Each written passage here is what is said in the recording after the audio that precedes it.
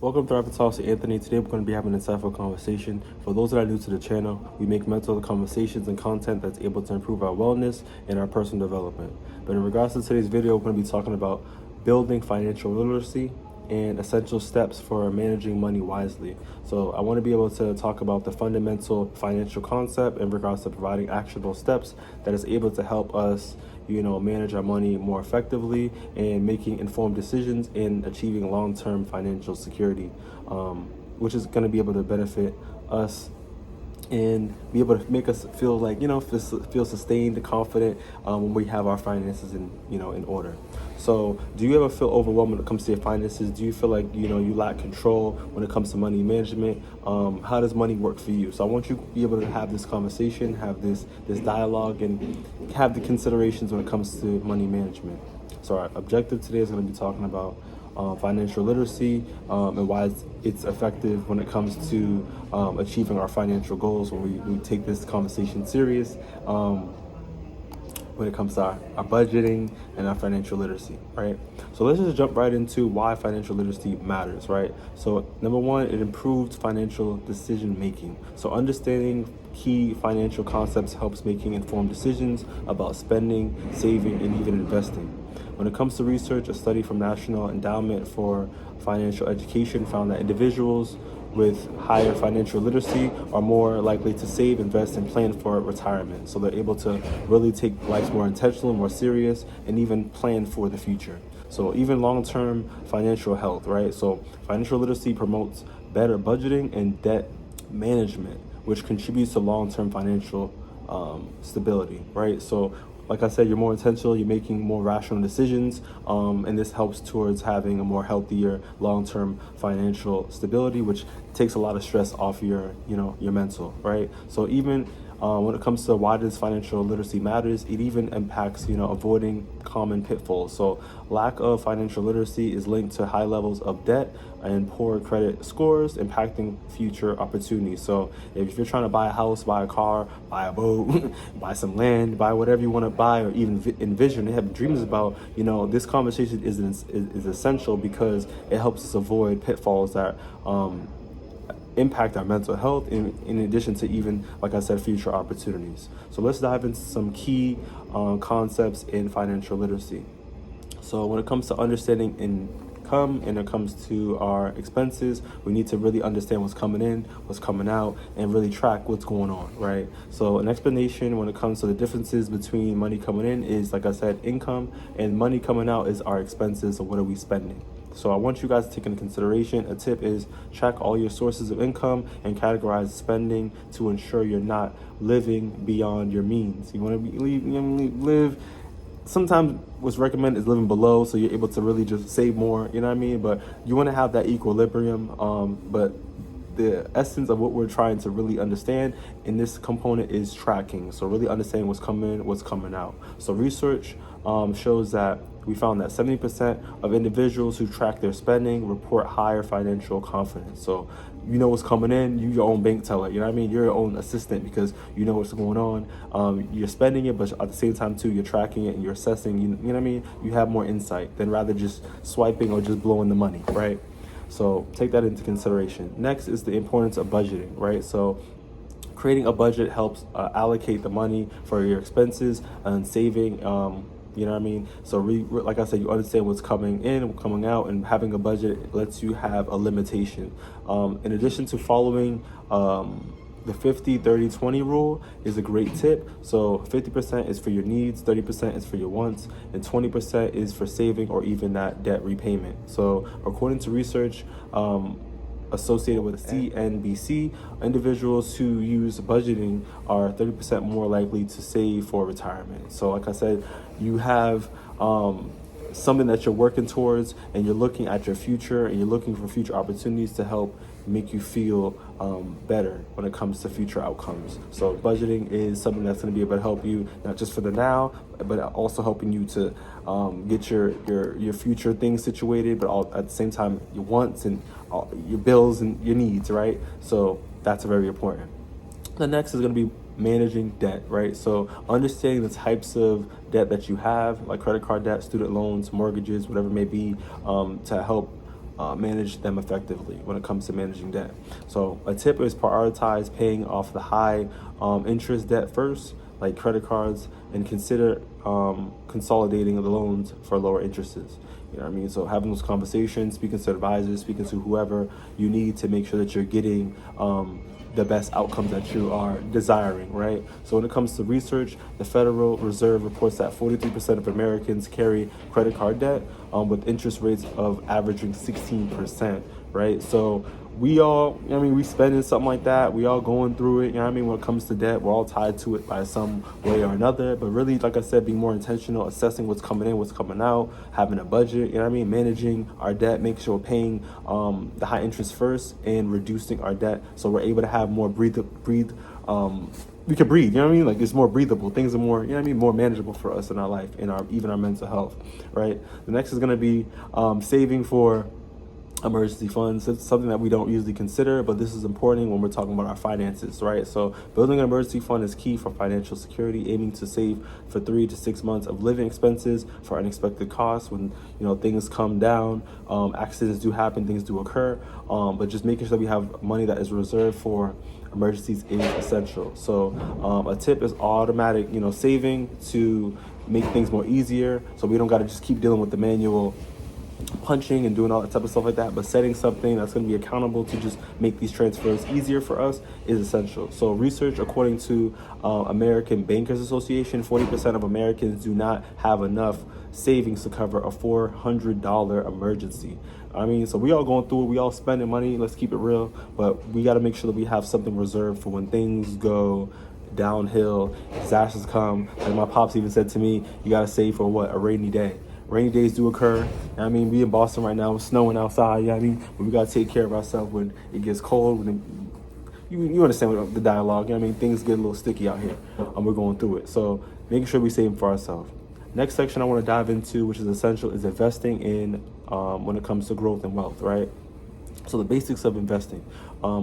Understanding the difference between investing is important. So like stocks, bonds, mutual funds, and potential risk and returns. So really understanding, when we roll the dice and we really try to make this money, make these flips, understanding what we're putting our money into. Everything has a risk. There's always pros and cons, and it is your job to make sure that you do the proper research for it. So when it comes to that, but overall, like I said, those are the basics of the investing when it comes to, like I said, stocks, bonds, mutual funds. So look into what is going to be beneficial for you. And a tip is start small and diversify your investments to reduce risk. So you don't want to just stick to one thing. Try to dip and dive into different things that is going to be able to benefit you with proper research. In addition to research, the Securities of Exchange Commission (SEC) emphasizes that investing early in consistency can significantly grow wealth over time, even with small amounts invested. So starting small with consistency is going to give you the best returns. You know what I mean? Whatever you put in something is whatever you're going to get in. You know what I mean? So if you're pouring more positivity in the world, you're going to get the return. It's going to come back to you in somewhat way or form. So when we're making these positive, intentional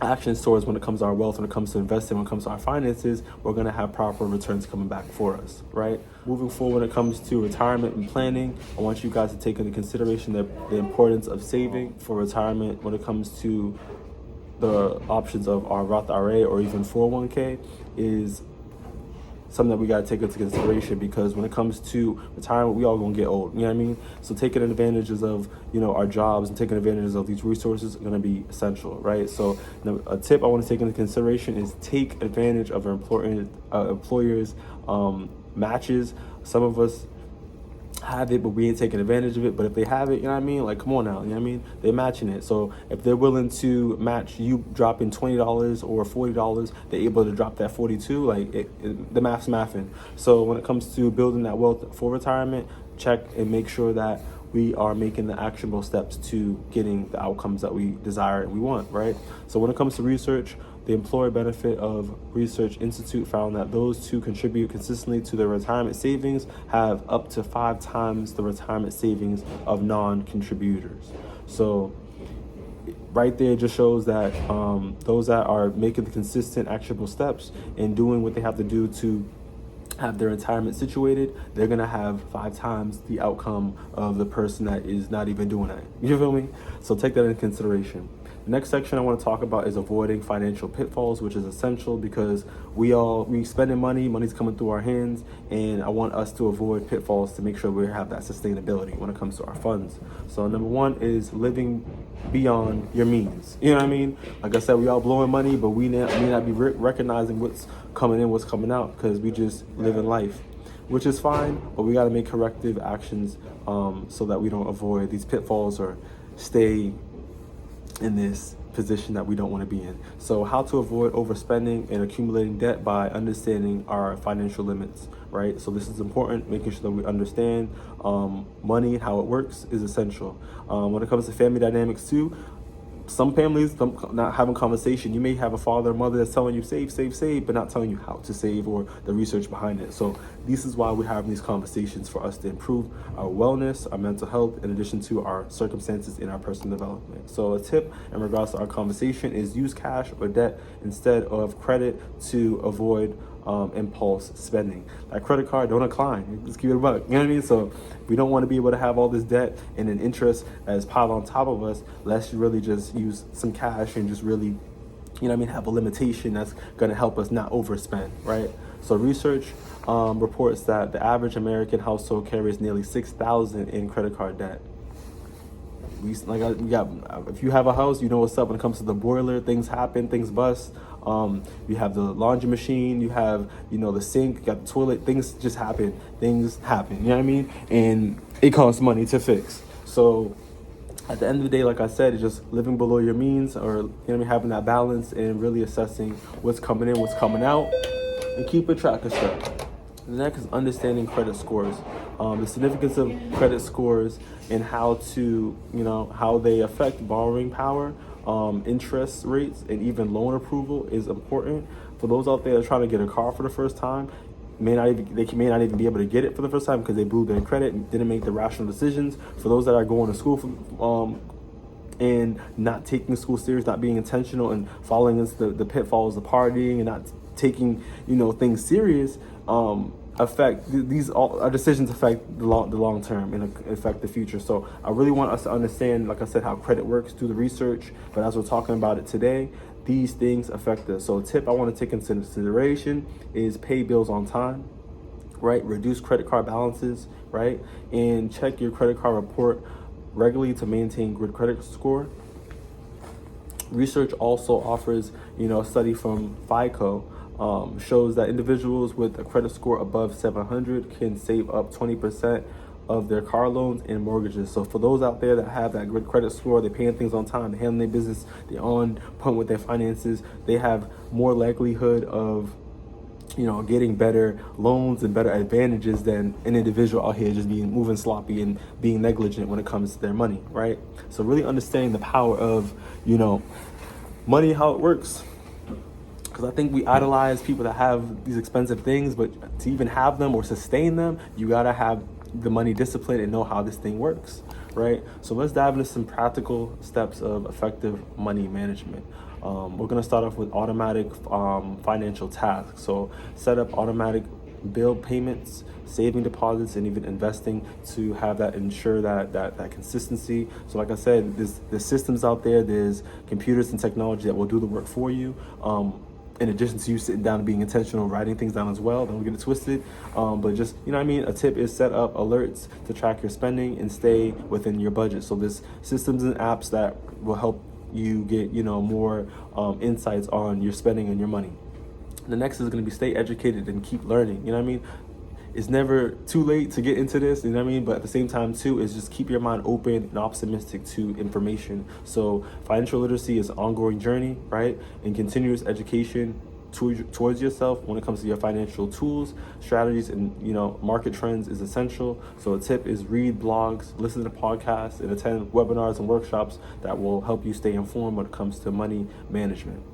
Next is going to be seek professional advice, right? So those out there that are advisors, that good with their money, that been doing it longer than we've been doing it, and made mistakes that we already made, I want you to seek them, right? So when it comes to you're in doubt, I want you guys to consult with a financial advisor for personal advice and guidance when it comes to money management. A tip is really look for those out there that are able to advise us in the proper avenue, for, like I said, the professionals, or even those out there that went through debt, went through the school stuff, went through the process already, that are able to advise us. Overall, we talked about, the financial literacy, the essence of it, why it's important. We talked about decision making, budgeting, money, debt, savings, investing wisely. We talked about all these decision making skills. So when we're intentional, we write things down, when we track our money, this is going to be able to help our wellness, our future, and even just feeling confident, right? So I want you guys to be able to budget, take things serious, and overall, thank you for thriving me, thank you for talking with me, and may your savings be good fortune. See you on the next one.